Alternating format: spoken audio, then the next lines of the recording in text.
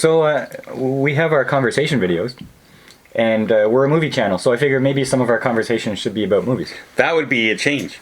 A unique change of pace. Yeah.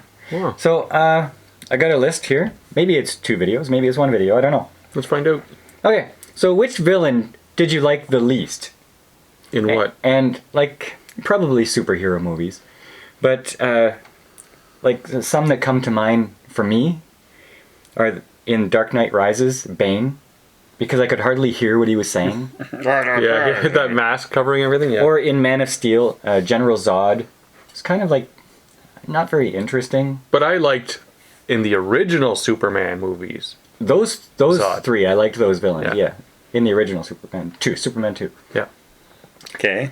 The Justice League. I hated the bad guy in Justice League. Don't even remember his name. Okay, well... The Great conversation, Don. The shiny metal guy that they all fought, who was after the mother boxes. Horrible. Oh, okay. Like on most nondescript villain you could ever possibly put in. It was horrible. Like he had no purpose. I think in that movie there was supposed to be a bigger backstory or something like that, but they just didn't put it in. Well, I watched the extended cut and it didn't help. He's still a horrible. Okay, I'll try to put the character name on the screen there. Yeah. Okay, worst villain though of all time in superhero movies was actually played by Arnold Schwarzenegger as Mr. Freeze in Batman. That's a good one. Yeah. It's a good campy though. He was terrible. Terrible. That whole movie was terrible. Yeah, it was a bad movie. But that's the worst. Like when I hear terrible villain, even more than that's what comes to mind. Danny DeVito as the Penguin. Yes. That was a pretty Even bad more. one too. Yeah. So I thought you were going to say the Enchantress in Suicide Squad. see, that part was stupid. But I liked the witch part of her when she was just the witch. Yeah. Right? But That was creepy, like the whole hand turning over. That was well done. With the black eyes and all. That looked cool. And then, yeah, we are an Egyptian. I don't know what the hell she was thinking, but that was horrible. Yeah. Oh. Okay. How about the best villain of all time? Oh. Does it have to be superhero movies, though? Well, no. But, obviously, Hans Gruber comes to mind. He was good. Yeah. Alan Rickman. Alan Rickman. I like Scar. Scar was a good one. I have a surprising one that you might not think of, but go ahead. no, from The Lion King. Yeah. Was he really a villain though? Well, yeah. He was the leader of the enemy hyena army. Okay, but He was listen. starving his pride. No, listen. Scar. Just misunderstood. To call him a villain, no, he just wanted his place on the throne. He killed Mufasa. It was a coup. Because he wanted his place on the throne. He murdered the king. Oh, so he's not a villain as long as you have what's best for you in mind. Okay. So if I kill you for all your tens of dollars in the bank, I'm not really a I have villain. money in the bank. It's a fantasy movie. Because I just came from Disney again, and some of the people I went with, one of them in particular was hooked on Hercules characters, like Pegasus and all them. We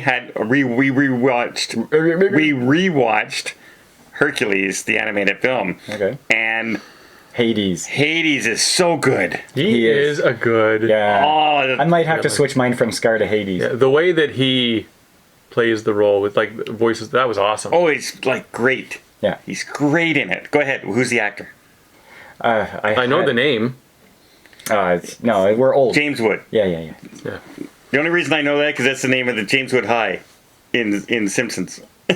Really? Yeah. That's the only reason you know? That's the only reason I know. Okay. What Pixar movie absolutely floored you? See, I don't know. I get confused between what is Pixar, what is DreamWorks, what is Disney. Like, they all mesh together for me unless I see the opening screen. I don't categorize it as, oh, that was a Pixar. It's all animated to me. Okay, Disney Pixar. Okay, so, I don't know, absolutely floored me? Yeah. And you can define what floored means to you. You go well, I think. Okay. I'm going to choose Cars. And the reason I chose Cars is when I saw the first trailer in theater for the movie, All it was they had the cars zooming by the racetrack. And I thought I was watching real NASCAR. It looked that good and sounded that good. I went, and all of a sudden, there's a face on a car talking, and I went, it's a freaking animated movie. It looks so real. And so, yeah, it absolutely blew me away, that part. I'm going to say probably the first Toy Story. Like the first one. Because that was sort of groundbreaking stuff. So just the visuals or the whole thing? Sort of everything. Like how it was put together. Like the animations with the toys. Like, I don't know. I thought it was a great story. And I thought the animations were...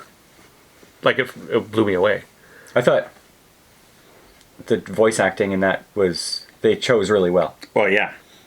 Tim Allen and Tom Hanks. Can't go wrong. I'm going to go... Clavin. Yeah. Aquafina. He's always in Pixar movies. The Up. And it's not my favorite movie. No. But the first 15 minutes of that movie are so emotional. Like I felt... When the wife passes away and all that. Yeah, I felt so sad. And then you're like, why am I watching this children's movie that's making me cry? Yeah, it's not a great children's focused segment, but it just, wow, that really hit hard. And you don't usually get that in movies. Well, I don't usually get that in movies. Especially animated kids' movies. Yeah, and then it goes off and you have the talking dog and stuff like that, but that part was emotional. I don't think there was a talking dog in that movie. Yeah, well, he has a robot thing on it. Oh, right, okay. Yeah. Isn't that the one that goes, squirrel? Yeah. Yeah. All right. There's a good topic. What epic movie franchise has not been rebooted well and probably never will be? Star Wars. Okay, wait, say the question again? What epic movie franchise has not been redone well and never will be? Indiana Jones. Indiana Jones. They tried to do the young Indiana Jones. Now That didn't really now work. they're trying the female Indiana Jones. Now they're trying to, they're trying. Now, why will it never be? You can't recapture the original you can't recapture that magic. Everything else is a clone of that now. However, Just copy had it. they recast Indy Had they- and started over with a new character, Had they done it at the right time? I think no, that time is long before past. 4. Well, I think something that made the original so good was it was pre-technology. It was pre-internet. And so archaeology was still kind of a mysterious thing, right? But now once we've gone into the actual information age where everything is connected, archaeology seems kind of lame. I don't And know. nobody's going to watch an 'cause archaeology movie. Tomb really. Raider still, people like Yep. Tomb Raider. No, Tomb Raider has a following because they like Well, big boobs. So does Indiana Jones. Okay, but you can't say that people are going to gravitate towards an archaeology movie in 10 years. I don't know. I don't know if they will. I think they still will if the action's good. And the trouble is, in 4, they went with aliens. And in 5, they're going with time travel. Because we just watched Moon Knight, right? New superheroes, it's in, but it has that Egyptian archaeology segment that was not interesting at all. No, because it wasn't action. It was like mystical act. It wasn't a guy, normal guy. Are you disagreeing? You think that Indiana Jones can be rebooted? I think had they gotten a very charismatic actor and restarted the franchise, I think Chris Pratt, could have 10 done years it. ago, Could have done it. could have done it. Yeah, but it might be too late now. Instead, they But put him in Jurassic World. There may be another actor out there that can do the same role. I'm not discounting it. I'm thinking 80-year-old Indiana Jones is not fun. Right? But a new character that people will grow with, and I think they could bring him back. The name Indiana Jones still has some clout. Okay. What would you say? I say Conan. I think that could be rebooted and done well. I think the best time to have done it would be with Jason Momoa. And it failed. I don't think they can do it. It was for its time, and then it's done. The trouble is, they had a horrible script. The best part of the Jason Momoa film was before Jason Momoa showed up. The young kid, right? Going through the challenge with the egg in his mouth. That was the best part of the Conan that movie. But ask anybody, and they're not going to say, "Oh yeah, that Conan movie, I enjoyed that one." No, what they need is a Conan movie with unknown actors.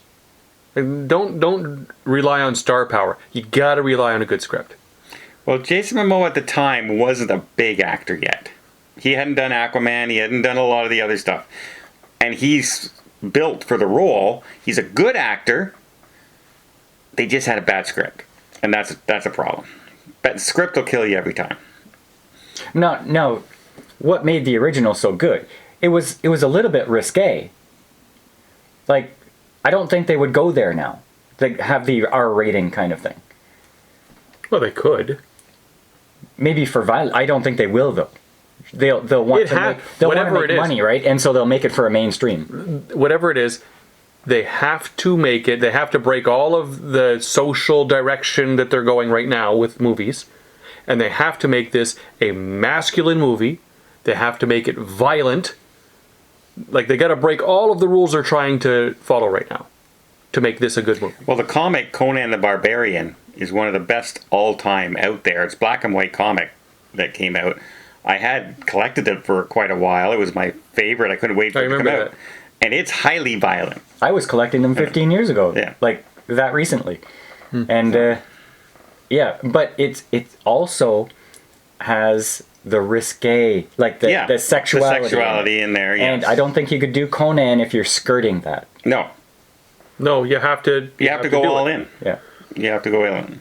And for me, I'm gonna I gotta say, the Star Wars, they've tried two times now, and I think they kind of failed both times. But what is it that's holding it back? I don't think they're trying to. Every time they bring Star Wars out, they try and bring something new and go bigger and bigger, and they don't need to. Like, they had the lore, they have the universe, they have the mysticism, and, oh, well, how do we explain the Force? Midichlorians, okay. We have a Death Star? Well, let's have a Death Planet now. Oh, we don't have a Death Planet? Let's have every individual ship have a Death Planet destroying gun on it. Like, they keep, and, the battle at the end, instead of, 12 spaceships going into the Death Star, now they have the entire screen filled with 1 billion ships that if they all fired at once, there'd be nothing left in front of them. It's so over the top. I'm going to agree and disagree with you. What they've done, you're absolutely right. They've just kept trying to add and add and add, and now the Force is no longer just like a slight manipulation of things. Now it's like magic superpowers, right? Yeah. And so it's gone ridiculous. Do you think people just don't want to see more stormtroopers? Like we've been there. That is Star Wars. Anything else is not going to be Star Wars. It has to, what Don was saying, it has to be simpler. That's what made the first season of The Mandalorian so awesome. They returned it back to, original Star Wars. That's the feeling it had. Now, think of the first, episode 4, 5, and 6 of Star Wars. They have big space battles, but nothing seemed over the top. Right? Here come the walkers. There's 7. Right? That's it. And I think it was Rise of Skywalker, the last movie. When they go and you see all the Star Destroyers, there's 1 billion of them. Yeah. 1 billion Star Destroyers. Yes. And the only thing that's keeping them from terrorizing the hold is that they don't know how to go up. Without that one Star Destroyer's thing. And by the way, they have horse thingies riding. This isn't a conversation about how bad Star Wars was. Can they? No. If it was given to Universal, could they do it again? If they gave it to me, and I oversaw it, and we went back to simpler things, they could do it. But I don't foresee anybody out there doing it properly. Is CGI/green screen ruining movies? Many times. No. Is it ruining movies? Yes. No, it's not. Depends on the movie, though. I will say that there's this awkward period of technology development where, it looks terrible and it's bad. But we're moving beyond that awkward stage now where like the deep fake technology and the de-aging technology and the green screen technology, when done properly, is phenomenal. Except, how many times now do we go to a movie or a TV show, we watch and we say, look, they're on a soundstage acting. That's why I say when done properly. But if they don't have actual props and actual, like, a spaceship in the background, it looks fake. Okay, but that's the directing. That's the... Were you with us for producing. Ant-Man? I can't remember. No. Oh, horrible. Ant-Man was all completely CGI, but it was not good CGI. Okay, but not only Ant-Man. When we're watching the second Black Panther, and the three guys are standing on the screen. On the side. Yeah. But that takes you out of the story. There are instances when it shouldn't be used or is not being used properly, when you can tell. Okay. But those things can be, like, a proper production crew could fix that. Okay, but we're talking now. Yes, I know Is we're it talking ruining now. movies now? Okay, there are some movies that it has ruined, but in large, it can be used properly and done well. Are they spending all of their money, like big blockbuster movies? They're spending so much money on the CGI aspect of it that the rest of it suffers and it doesn't even make back its budget. There are times, yes, that absolutely.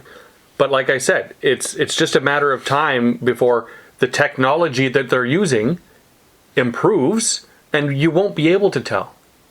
Do you think it's a problem that we don't use a combination anymore of animatronics and CGI? Like Jurassic proper Park did? parts. Actual props. Yeah, Like, and there's build times the for stage. that. Build the stage. Don't just stand on an empty stage with a green screen. Yeah, there's times for that, yeah. Yeah, because that's what they're doing now for everything, is the sound stage. Disney's built these 2 huge sound stages for all their Marvel and Star Wars stuff, and it's just big, huge globe of green and blue screen. And it looks so fake that I don't enjoy the movie when it's just splashes of color everywhere. Now, then you get movies like we just saw The Little Mermaid, and I don't know what it looks like under the ocean. It's probably pretty dark. You probably can't see, but they did a really good job of recreating an ocean environment, and like you wouldn't probably be able to get that without green screen and CGI. I would think not. Yeah. Now, however, you see a movie like Black Panther, and you go, green screen, green screen, green screen. And then you go see a movie like Mission Impossible, where you know they're on location. And it looks completely different and much better than the CGI stuff you're seeing nowadays. Mm-hmm. Yeah, so verdict is out, I think. Like, I think Like, look at Maverick. Yeah, there's a place for it. We need CGI. We need the green screening. Yeah, because you can't fly in space in real life. But they think it's a moneymaker, instant moneymaker. Like, you can't just do it. You have to do it right. Yeah. And that's like, I just saw Fast X, and there's a lot of CGI in that. Well, I bet. Oh, they were in space in the last one. So yeah, I can just this imagine. one, like, just so much CGI that it doesn't look real anymore. Instead of using the real cars and stuff like that. So, yeah. Good. Yeah. Okay. Okay, we're too long now for more, so we'll do a second video. Okay.